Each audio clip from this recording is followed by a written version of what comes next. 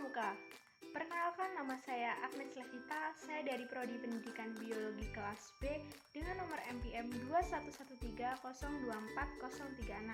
akan menjelaskan tentang sejarah kepanduan di Indonesia.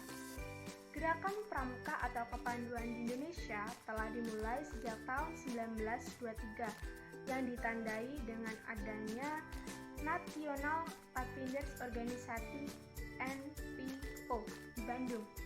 Di Jakarta didirikan Joint Indisi Pathfinders Organisasi (JIPO).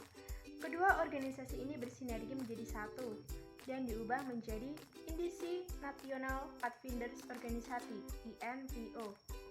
Pada masa Hindia Belanda, organisasi kepanduan di Indonesia dimulai oleh adanya cabang Nederland Pathfinders Organisasi (NPO) pada tahun 1912.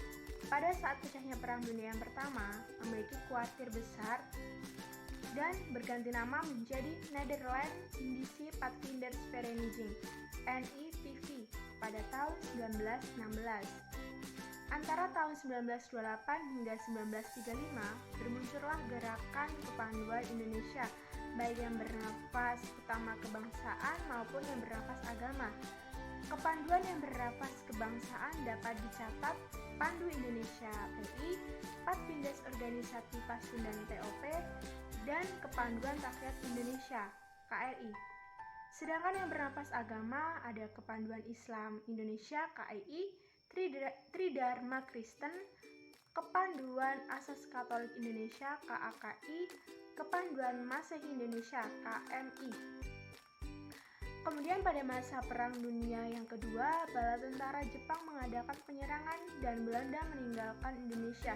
Mereka melarang pergerakan kepanduan, namun upaya menyelenggarakan Perkino II tetap dilakukan.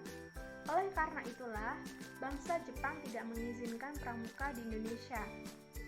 Sebulan sesudah proklamasi kemerdekaan Republik Indonesia, beberapa tokoh kepanduan berkumpul di Yogyakarta dan bersepakat untuk membentuk Panitia Kesatuan Kepanduan Indonesia sebagai suatu panitia kerja dan segera mengadakan Kongres Kesatuan Kepanduan Indonesia. Kongres tersebut dilaksanakan pada tanggal 27 hingga 29 Desember tahun 1945 di Surakarta dengan hasil terbentuknya Pandu Rakyat Indonesia. Perkumpulan ini didukung oleh segenap pimpinan dan tokoh serta dikuatkan dengan janji ikatan sakti. Dalam peringatan Hari Proklamasi Kemerdekaan Republik Indonesia yang ke-10, IPindo menyelenggarakan Jambore Nasional bertempat di Ragunan, Pasar Minggu pada tanggal 10 hingga 20 Agustus tahun 1955 di Jakarta. Kemudian menghasilkan suatu rumusan yang diharapkan dapat dijadikan acuan bagi setiap gerakan kepanduan di Indonesia.